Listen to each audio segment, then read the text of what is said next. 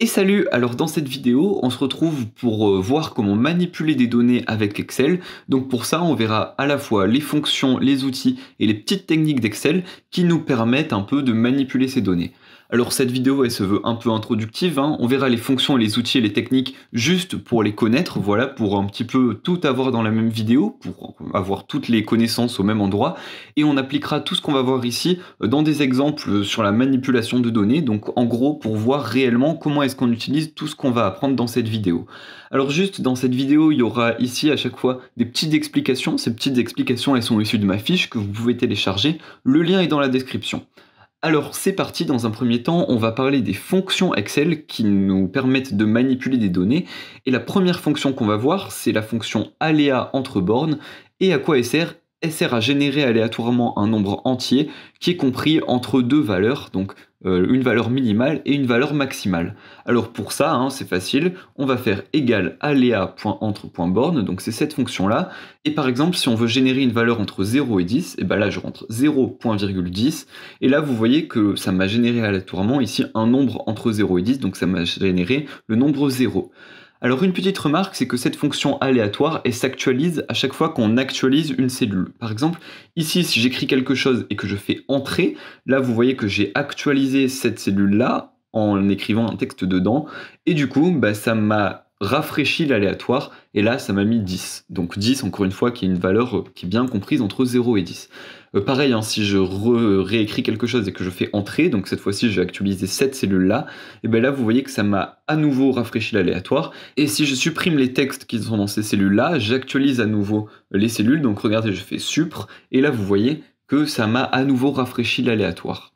Alors si jamais vous voulez générer un nombre qui n'est pas entier, parce que aléa entre bornes génère seulement des nombres entiers, si vous voulez par exemple un nombre entre 0 et 10 avec une virgule, et bien vous pouvez tout simplement faire égal aléa entre bornes et diviser. Donc par exemple, si on fait aléa entre bornes 0 et 100 et qu'on va diviser ça par 10, et bien là regardez, là on a 0,4, donc c'est un exemple, 7,6, 8,7, 7,7.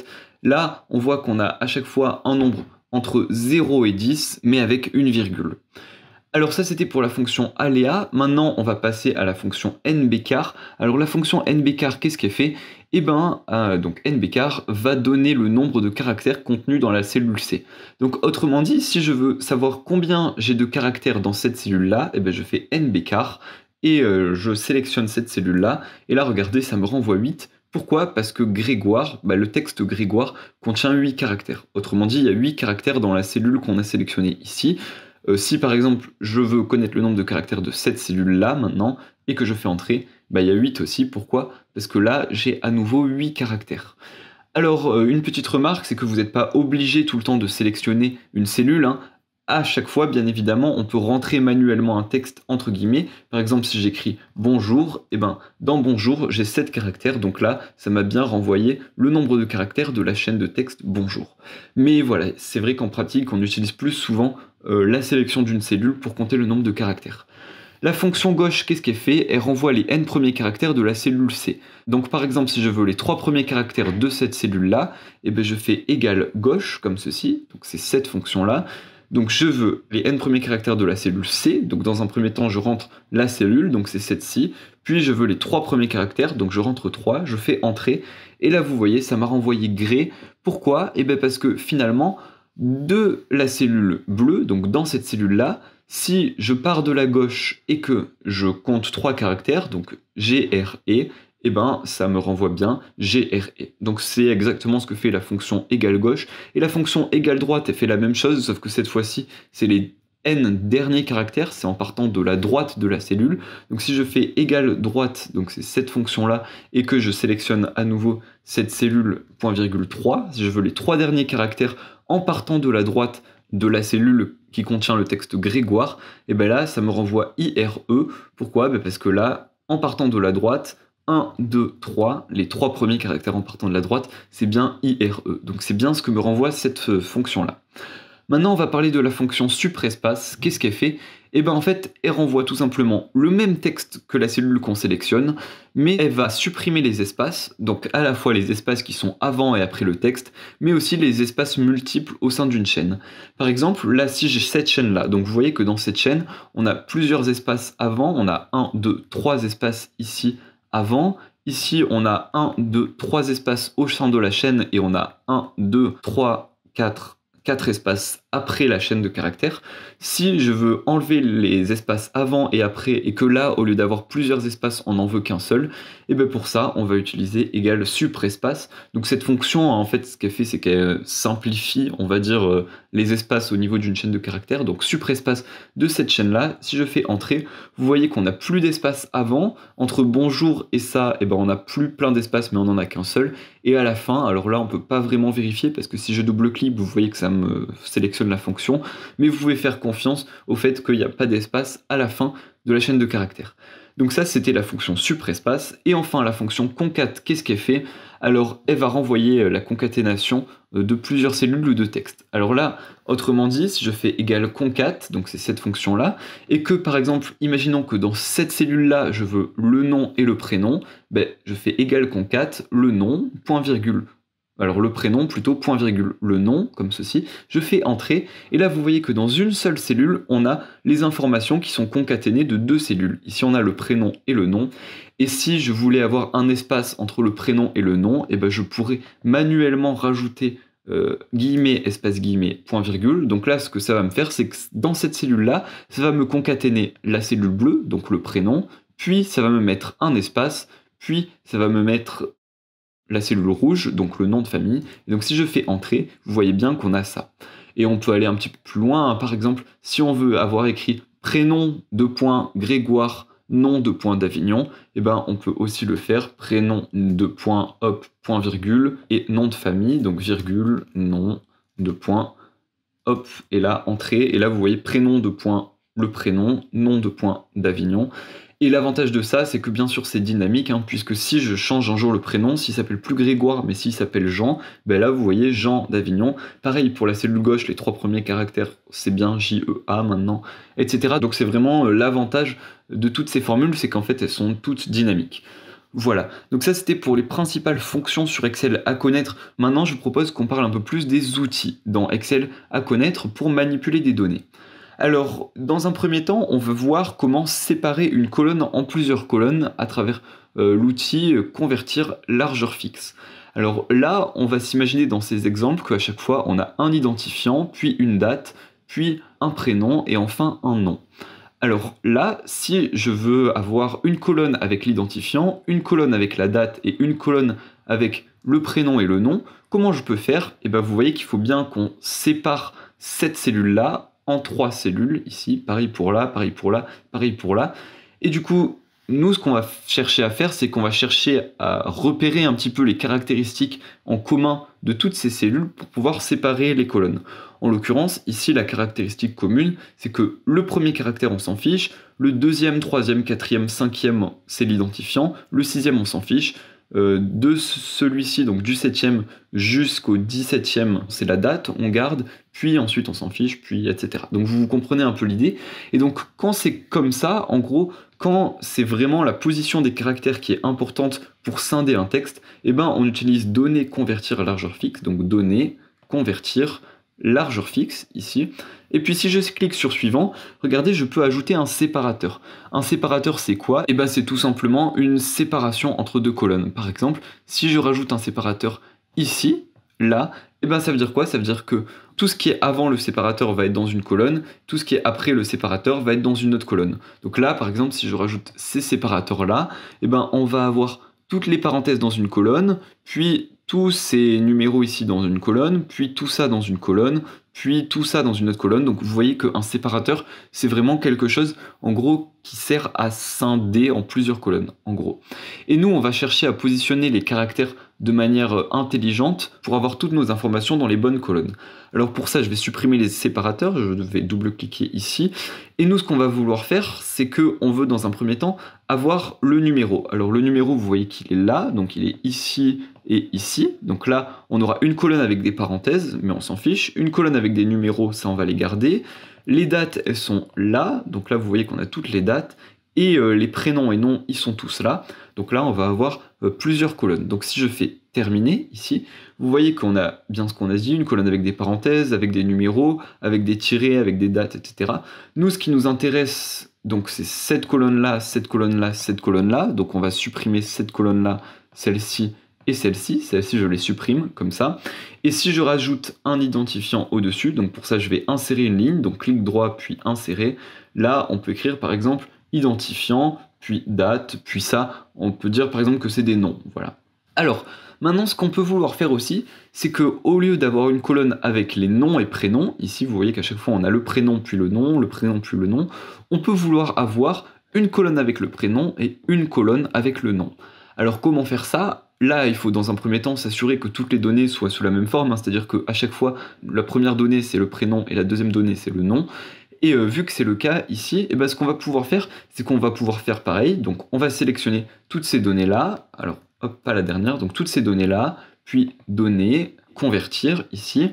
Et là, on va à nouveau sélectionner largeur fixe, sauf que le problème qu'il va y avoir, c'est que ici, où mettre le séparateur? Puisque en fait le problème qu'on a là, c'est que les prénoms et les noms, ils vont pas tous avoir la même taille. Par exemple, Clotilde, vous voyez que c'est beaucoup plus long que Étienne. Donc si je mets un séparateur ici et que je fais terminer, et ben là par exemple, Clotilde, et on aura 2 de l'autre côté, enfin vous voyez que ça fait un peu n'importe quoi.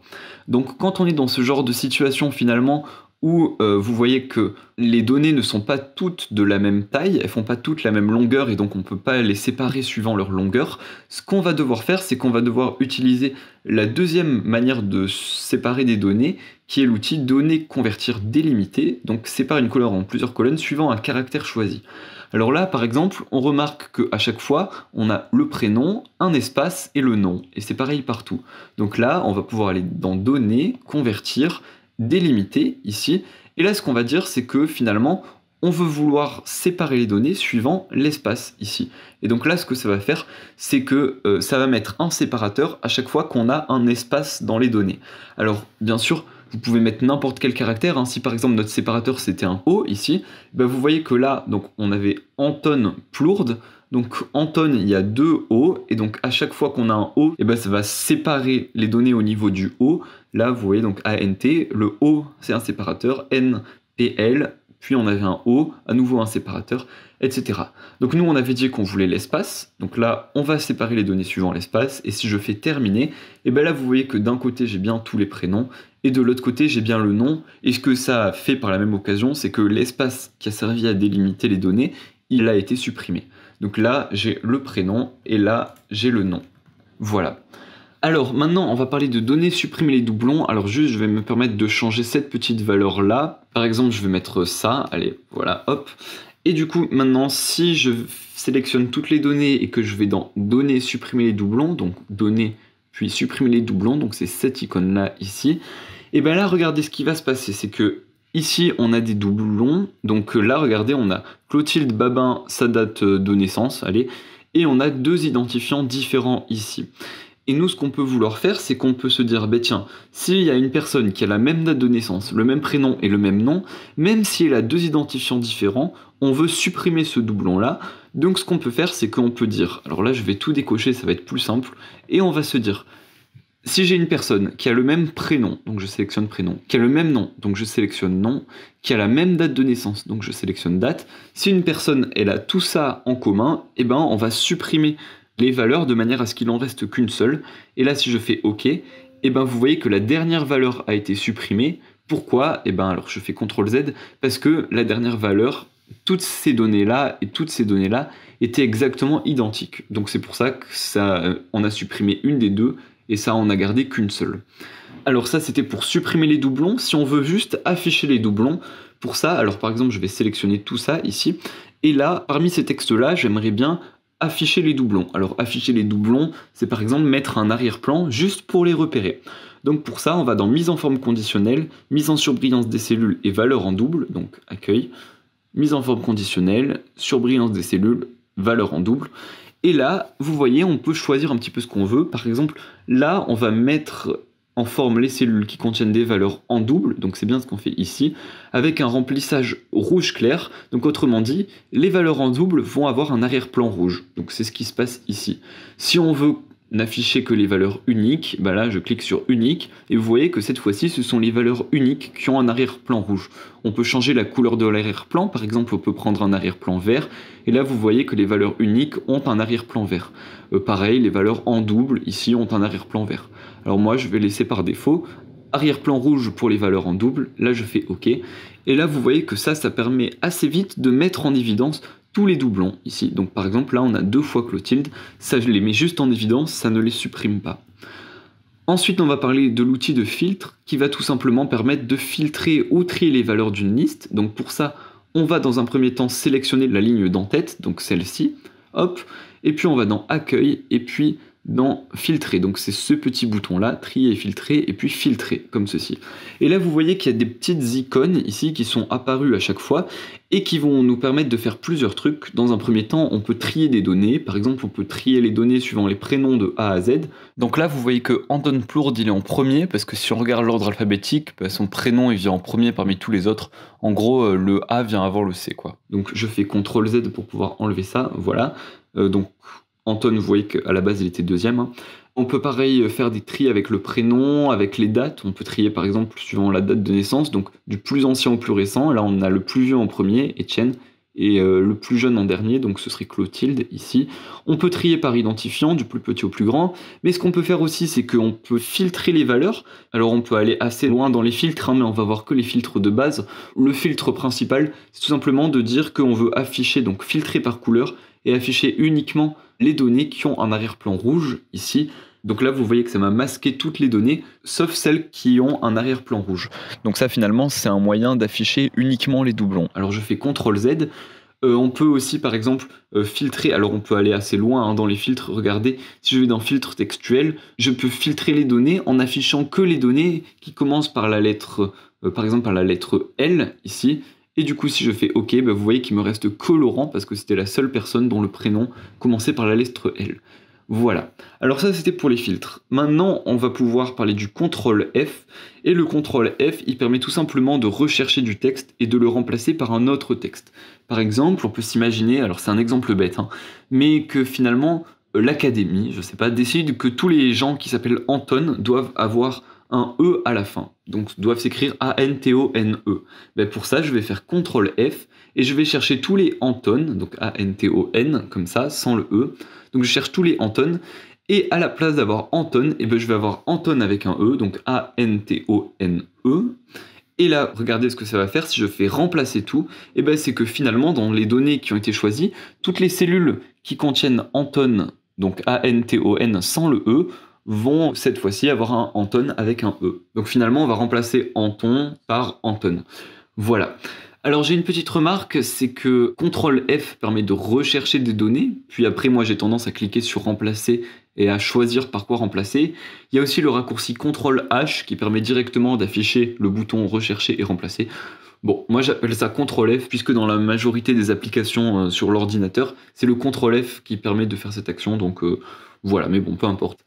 Alors, une petite remarque, c'est que, alors je vais changer d'onglet, le CTRL F est assez puissant puisqu'il permet aussi de changer des formules. Par exemple, ici, dans cette colonne-là, j'ai des nombres, dans cette colonne-là, j'ai des nombres, et dans cette colonne-là, je fais la somme des deux. Par exemple, ici, 13, c'est 5 plus 8, donc c'est cette cellule-là plus cette cellule-là. Et si ce que j'ai envie de faire, c'est plus de faire cette cellule-là plus cette cellule-là, mais de faire celle-ci moins celle-là, si j'ai envie de faire des soustractions au lieu de faire des additions, et ben je peux faire CTRL F, je vais rechercher tous les plus et je vais les remplacer par des moins, et là si je fais remplacer tout, et ben ça va en fait me modifier l'intérieur de la formule. Là, regardez, cette fois-ci, j'ai moins 1 puisque je fais la cellule bleue moins la cellule rouge. Donc vous voyez finalement que ce CTRL F est vraiment très puissant puisqu'il permet à la fois de remplacer du texte, mais aussi de remplacer du texte à l'intérieur des formules. Et pareil, hein, si vous avez une formule égale somme, vous pouvez très bien la remplacer par une formule égale moyenne, par exemple. Alors ça, c'était pour le CTRL F. On a également l'outil coller sous forme de valeur. Alors, coller sous forme de valeur, à quoi ça sert? Alors en fait, je vais vous parler dans un premier temps de la problématique, c'est que si je veux copier-coller tous ces chiffres-là, ici, Donc je veux copier-coller -1, -3, 2, 3, etc. Donc par exemple, je vais coller ici, donc je fais CTRL-V pour coller, et là, ça me colle des zéros. Comment ça se fait?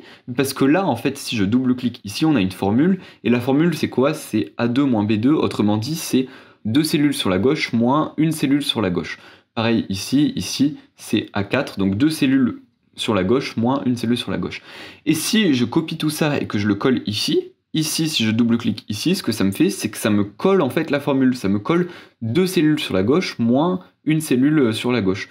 Pareil pour tout.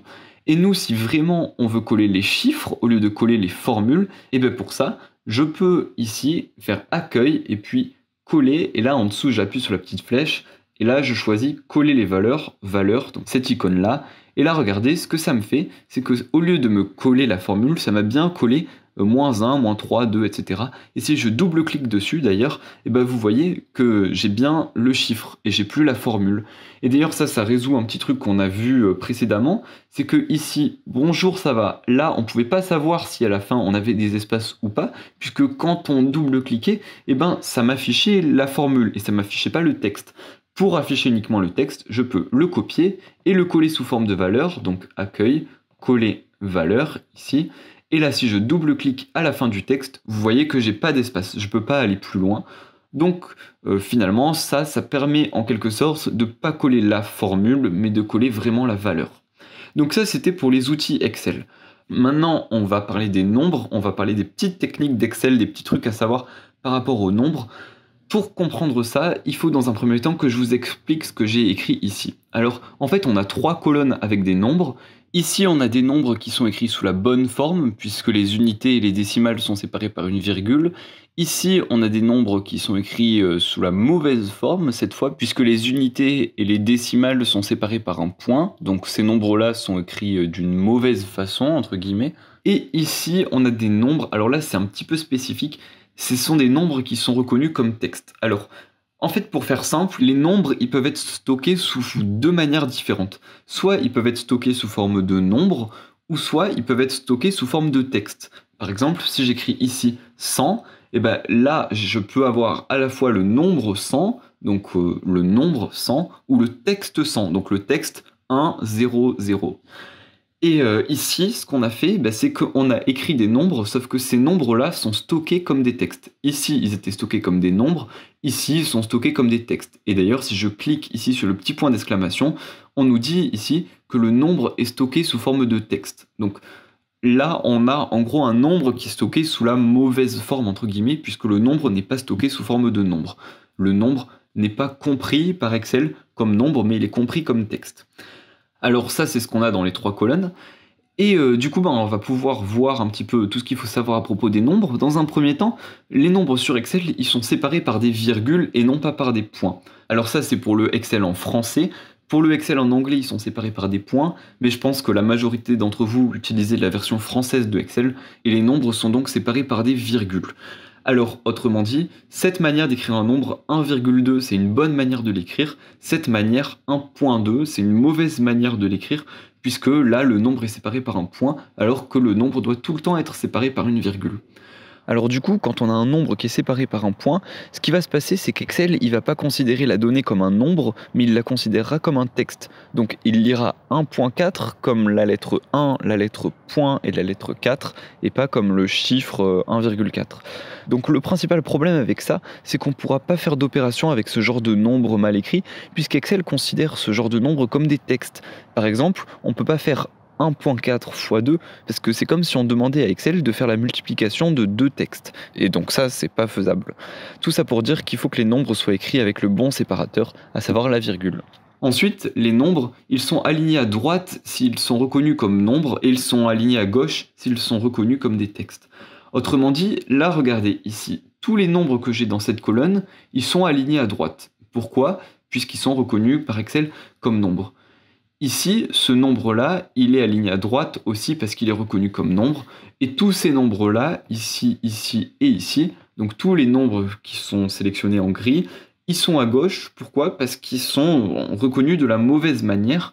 Pourquoi? Parce que, alors, ici, dans cette colonne-là, on avait séparé les nombres par des points, et quand on sépare les nombres par des points, Excel les considère comme des textes, tout simplement, pour Excel, c'est pas des nombres. Donc là, 1.2, 3.9 et 3.2, ce ne sont pas des nombres, donc c'est pour ça qu'ils sont alignés à gauche, vu qu'il y a un point. Le 4, ça reste un 4, donc pour le coup, c'est bien un nombre pour Excel.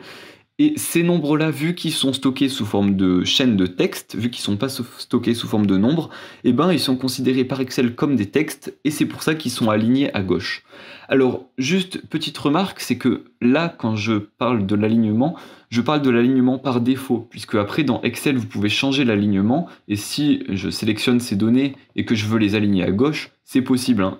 Mais c'est pas pour autant que ces nombres sont considérés comme texte. Ces nombres sont bien considérés comme nombres, mais c'est juste que nous, on a changé l'alignement. Alors, c'est bien de l'alignement par défaut que je parle. Si c'est aligné à droite, comme ici, ce sont des nombres, et si c'est aligné à gauche, comme ici, ce sont des textes. Voilà. Alors, maintenant, vous pouvez vous poser une question, vous pouvez vous dire, bah tiens mince, si j'ai des nombres qui sont considérés comme textes, comment est-ce que je peux faire pour demander à Excel de les considérer comme nombres ? Alors pour ça, ce qu'il faut faire, c'est qu'il faut les sélectionner, donc on les sélectionne, et on va dans Données, Convertir, Délimiter, et on sélectionne rien. Donc Données ici, puis Convertir ici, Délimiter, donc c'est ça. Donc délimiter, rappelez-vous, ça sépare les données suivant un caractère de spécifique, et on sélectionne rien, on va sélectionner aucun séparateur. Donc autrement dit, c'est comme si on séparait les données, mais en fait on les sépare pas. Mais en faisant cette petite méthode, Excel va réactualiser sa manière d'interpréter les données, et cette fois-ci, il va bien les interpréter en les interprétant toutes comme des nombres, et plus comme des textes. Donc là, vous voyez qu'on a réussi, ces nombres sont passés à droite, puisqu'ils sont maintenant considérés comme nombres, et plus comme textes.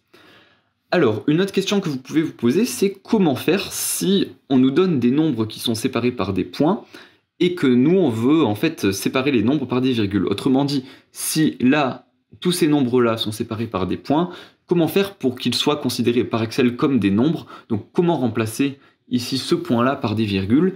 Et bien pour ça, on a vu le CTRL F tout à l'heure, donc CTRL F, on va remplacer le point, donc là je rentre un point, et ce point on va le remplacer par une virgule, et si je fais remplacer tout, et bien là, regardez, j'ai tout simplement tous les nombres qui sont basculés à droite, puisque cette fois-ci, ils sont bien considérés comme des nombres. Enfin, et dernier truc qu'on va voir dans cette vidéo, ce sont les dates sur Excel. Par exemple, si j'écris une date au hasard, par exemple le 15/08/2029, allez, hop, si j'écris cette date-là, et bien en fait, la spécificité des dates sur Excel, c'est que pour Excel, les dates ne sont pas vraiment des dates. Les dates, en fait, elles sont stockées comme nombres. Regardez, si je clique sur cette date et que je vais dans Accueil, là, vous voyez que Excel, en fait, a trouvé que cette date était sous le format d'une date. Mais si je ne mets pas sous le format d'une date, mais si je mets sous un format standard, donc aucun format particulier, vous voyez que cette date, elle a été convertie en nombre. Autrement dit, en fait, si j'écris un nombre, là, par exemple, je vais écrire ce nombre-là, ici, ce nombre, si je demande à Excel de l'interpréter comme une date, eh ben, il va pouvoir le faire. Donc, il y a vraiment un lien, en fait, dans Excel entre les nombres et les dates, puisque les dates sont tout simplement des nombres, mais que Excel écrit de manière différente. Alors, on peut se demander ici, qu'est-ce que c'est que le nombre numéro 1? Si j'écris un 1 ici, comment Excel va m'interpréter ce 1? Alors, pour ça, je vais faire Accueil, et là, je vais écrire date courte ici, et là, on voit 1er janvier 1900. Autrement dit, le nombre numéro 1, c'est le 1er janvier 1900. Et après, je peux écrire 2, par exemple, 3, 4, 5, ici. Et si je convertis tout ça en date, donc pour ça, je vais dans, ici, date courte. Là, vous voyez 2 janvier 1900, 3 janvier 1900, 4, 5, etc. Autrement dit, ce qui se passe, c'est qu'en fait, la première date, c'est le 1er janvier 1900. Et ensuite, chaque jour, c'est un incrément de 1 par rapport au 1er janvier 1900. À chaque fois, on fait plus 1, plus 1, plus 1. Donc, autrement dit, si j'écris 47 345 et que je l'affiche sous forme de date, et bien ce que va faire Excel, c'est qu'il va compter 47 345 jours après le 1er janvier 1900, et ça va nous tomber sur le 15 août 2029. Donc c'est comme ça que fonctionnent les dates. Et pourquoi ça fonctionne comme ça sur Excel? Parce que ça comporte l'avantage que du coup, on peut étirer les dates, on peut faire pas mal de petits trucs sympas. Par exemple, là, regardez, je peux très facilement passer ici du 3103 au 1er04 sans avoir de problème, juste en étirant une formule. Voilà. Donc finalement, c'est ce qu'il faut savoir par rapport aux dates sur Excel, et vous allez voir dans les vidéos suivantes que c'est plutôt utile de savoir ça. Voilà, alors pour rappel, hein, si jamais vous voulez télécharger les fiches, vous pouvez le faire, le lien est dans la description. Alors j'espère à travers cette vidéo que vous aurez bien compris l'utilisation des fonctions, des outils et des nombres sur Excel. Donc si c'est le cas, vous pouvez lâcher un petit like, ça fait super plaisir. Si vous avez des questions ou quoi, bien sûr, vous pouvez les laisser dans les commentaires. Et nous, on se retrouvera dans la vidéo suivante pour mettre en application tout ce qu'on a appris ici et pour réellement manipuler ces données cette fois avec tout ce qu'on vient de voir. Du coup, à tout de suite.